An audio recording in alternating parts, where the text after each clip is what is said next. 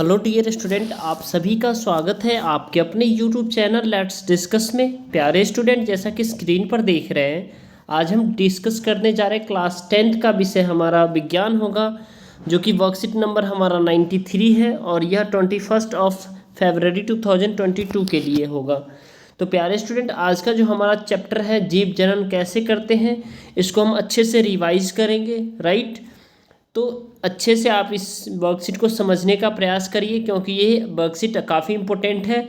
और प्यारे student, same इसी चैप्टर का आपका जो है असेसमेंट वर्कशीट मैंने अपलोड कर दिया है चैनल पे, वहाँ पे जा कर के देखिए और अच्छे से उसे सॉल्व कीजिए, क्योंकि वो सारे इंपॉर्टेंट क्वेश्चंस इस चैप्टर से वो असेसमेंट वर्कशीट में भी है और यहाँ भी है। तो चलिए स्टार्ट करते हैं। देखिए, जीव जनन कैसे करते हैं, यानी जो है ना जीव, यानी जिसमें जान होता है उसे जीव कहते हैं, वो कैसे जनन करता है। तो इसकी परिभाषा यहाँ पे आप देख सकते हैं। जनक के समान यानी मूल लक्षण वाले विद्वान, यानी पिता के समान या पेरेंट्स के समान कहते हैं, जो मूल लक्षण होते हैं, उसका जो फंडामेंटल जो है ना कैरेक्टरिस्टिक्स होते हैं, जीव से नए जीव के निर्माण की प्रक्रिया होती है। ठीक है, अर्थात कहने का मतलब ये है, जो पेरेंट्स के समान जो है ना, या तो वो हमारा दो तरीके का होगा, या तो अलैंगिक जनन होगा या लैंगिक जनन होगा। पेरेंट्स के समान जो है ना डियर स्टूडेंट, जो नए जीव जनन करते हैं, ठीक है, उसे हम क्या करते हैं, लैंगिक जनन कहते हैं। ठीक है, यानी जनन कहते हैं। ठीक है, अब जनन की एक प्रक्रिया जो है ना दो प्रकार के हो सकते हैं, लैंगिक हो सकते हैं या अलैंगिक हो सकते हैं। लैंगिक क्या होता है डियर स्टूडेंट, याद रखिएगा, लैंगिक जितने भी जीव है जो जीवित है, जैसे इंसान हो गया, जानवर हो गया, ये सारे लैंगिक जनन प्रक्रिया द्वारा जनन करते हैं। जबकि अलैंगिक प्रक्रिया के द्वारा हरे पौधे, ठीक है, हरे पौधे, और साथ साथ में आप देख रहे होंगे विखंडन के थ्रू क्या द्विखंडन होता है, बहुखंडन होता है, मुकुलन के थ्रू भी होता है, खंडन के थ्रू भी होता है, पुनरुद्भवन के थ्रू भी होता है, और विचारण समासंग और कायिक प्रवर्धन के थ्रू क्या होता है, अलैंगिक जनन होता है। ठीक है, तो आई होप प्यारे स्टूडेंट ये सारे आपको समझ में आ गया। जनन दो ही तरीके से हो सकता है, अलैंगिक और लैंगिक। इन दोनों में डिफरेंस भी आपके एग्जाम में पूछे जाते हैं, तो आप इसे अच्छे से डिफ्रेंशिएट करेंगे। ठीक है, 2 नंबर में पूछे जाते हैं, याद रखिएगा। अब देखिए, पोषण, श्वसन, उत्सर्जन की तुलना में प्रजनन एक गैर आवश्यक प्रक्रिया, यानी अगर जो है ना पोषण की बात करें, श्वसन की बात करें या उत्सर्जन की बात करें, ठीक है, यानी न्यूट्रिशन यानी भोजन हम लेते हैं, श्वसन यानी सांस लेते हैं, उत्सर्जन यानी एक्सक्रेशन होता है। ठीक है, इसकी कंपैरिजन में जो है ना प्रजनन एक गैर आवश्यक प्रक्रिया, ये जरूरत भी नहीं है अगर इसकी कंपैरिजन में करें। बट डीएनए आप सभी को पता है, जो आनुवांशिक सामग्री यानी डीऑक्सी राइबोन्यूक्लिक अम्ल होता है, इसका फुल फॉर्म आपको याद करना है। ये वर्कशीट में भी पूछी गई है फुल फॉर्म, जो कि मोस्ट इंपॉर्टेंट है ये आपके एग्जाम पॉइंट ऑफ व्यू से।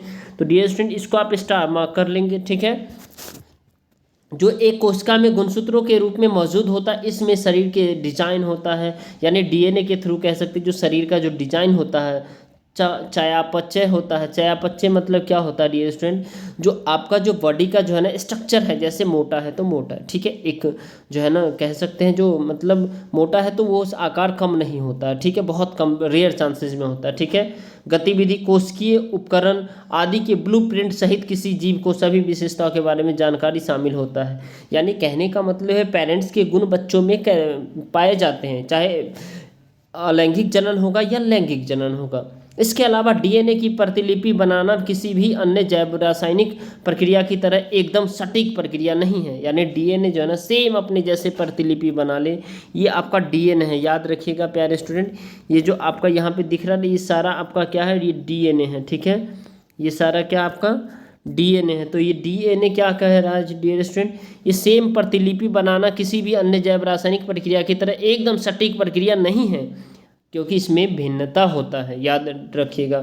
तो किसी जीव के आवास में उनके शरीर के डिजाइन और विशेषता को बनाए रखने के लिए डीएनए की प्रतिलिपि आवश्यक होता है। यानी कोई भी अपना जो वंश को आगे बढ़ाना चाहते हैं, इवन ह्यूमन बीइंग हो गया, एनिमल हो गया, तो उसके लिए डीएनए बहुत आवश्यक होता है। ठीक है, जो न केवल एक जीव के निर्वाह में मदद करते हैं, बल्कि एक प्रजाति की स्थिरता को बनाए रखते हैं। अर्थात इस अर्थ में जितने भी प्रजाति है वो सब डीएनए की वजह से ही स्टेबल है, नहीं तो सब के सब विलुप्त हो गए होते, खत्म हो गए होते। ठीक है, हर बार जब कोई जीव प्रजनन करता है तो विविधताएं आती है, और ये जीव को अनुकूलन में मदद करती है। ठीक है, अब डियर स्टूडेंट इसमें जो है ना बेहद ही आसान से आपके कुछ प्रश्न हैं जो कि बहुत ही इंपॉर्टेंट प्रश्न है, स्टार मार्क सारे प्रश्न हैं प्यारे स्टूडेंट। इसको आपको रिवीजन के तौर पे अच्छे से लेना है, ठीक है।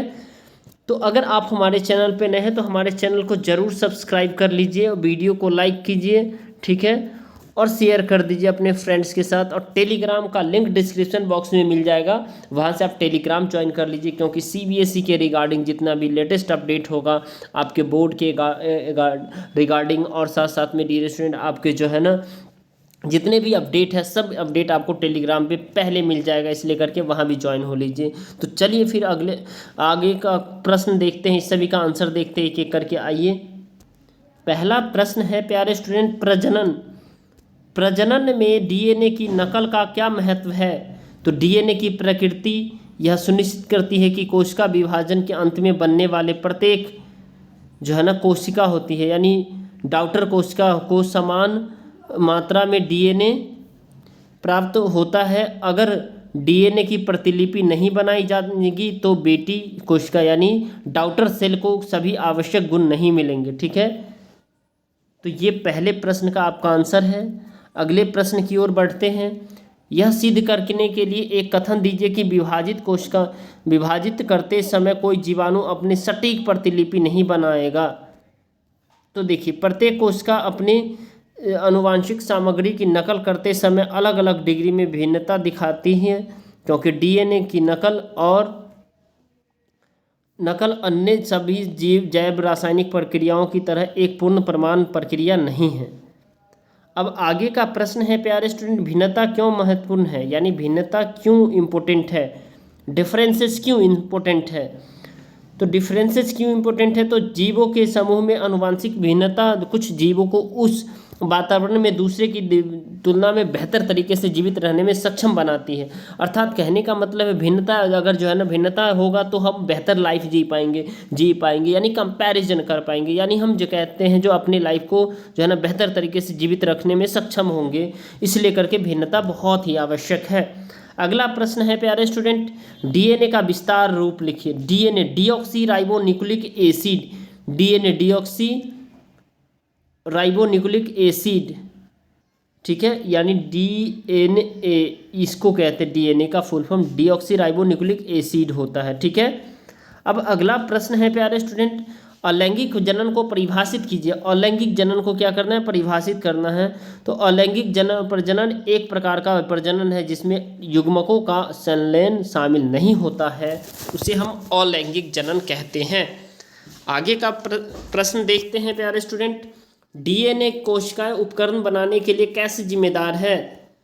तो डीएनए की नकल के साथ एक अतिरिक्त सेलुलर उपकरण का निर्माण होता है ताकि उन्हें नई बेटी कोशिका के बीच समान रूप से विस्तृत यानी विभाजित किया जा सके। अगले प्रश्न है प्यारे स्टूडेंट, प्रजनन एक गैर आवश्यक प्रक्रिया है, इसके बारे में बताइए। तो बेहद ही आसान सा प्रश्न है। वे सभी प्रक्रिया जो किसी जीव में जीवन को बनाए रखने के लिए आवश्यक है जीवन प्रक्रिया कहलाती है। प्रजनन को जीवन प्रक्रिया नहीं माना जाता है क्योंकि जीवन को बनाए रखने के लिए यह आवश्यक नहीं है, ठीक है। अगर लगता है डियर स्टूडेंट आपको ये वीडियो अच्छा लग रहा है तो इस वीडियो को ज़रूर लाइक करें। चैनल पे नए हैं तो चैनल को सब्सक्राइब कर लीजिए और बेल आइकन को प्रेस कीजिए और अपने दोस्तों तक शेयर कर दीजिए डियर स्टूडेंट, क्योंकि बहुत मेहनत लगती है आपकी एक वर्कशीट बनाने के लिए। तो बस आप मुझे सपोर्ट करते रहिए और चैनल पे जो भी लेटेस्ट अपडेट पाने के लिए सब्सक्राइब कर लीजिए और साथ साथ टेलीग्राम का लिंक डिस्क्रिप्शन में है, वहाँ से ज्वाइन हो लीजिए क्योंकि आपको वहाँ पे फ्री क्लास भी प्रोवाइड की जाती है। चलिए तो आगे हम देखते हैं, हम प्रोटीन को आनुवांशिक सामग्री के रूप में क्यों नहीं गिन सकते हैं, क्योंकि प्रोटीन में आनुवांशिक सामग्री के सबसे महत्वपूर्ण गुण की कमी होती है जो कि प्रतिकृति के है, इसीलिए यह आनुवांशिक सामग्री नहीं होता। यानी क्या होता है डियर स्टूडेंट, आनुवांशिक सामग्री नहीं पाया जाता उसमें, इसलिए करके नहीं गिन सकते हैं। लास्ट प्रश्न है, कौन सा सरल है लैंगिक प्रजनन या अलैंगिक प्रजनन, इसको बताना है। तो डियर स्टूडेंट अलैंगिक प्रजनन सरल है क्योंकि इसमें युग्मकों का उत्पादन शामिल नहीं होता है। आई होप प्यारे स्टूडेंट आपको ये समझ में आ गया है। लगता है ये वीडियो आपके लिए हेल्पफुल है तो इस वीडियो को जरूर लाइक करें। चैनल पे नए हैं तो चैनल को सब्सक्राइब कर लीजिए और बेल आइकन को प्रेस कीजिए ताकि जब भी मैं वीडियो डालूँ आप तक अपडेट पहुंच जाए। ठीक है डियर स्टूडेंट, तो चलिए फिर मिलते हैं अगले अपडेट के साथ। तब तक के लिए bye bye, take care, have a nice day.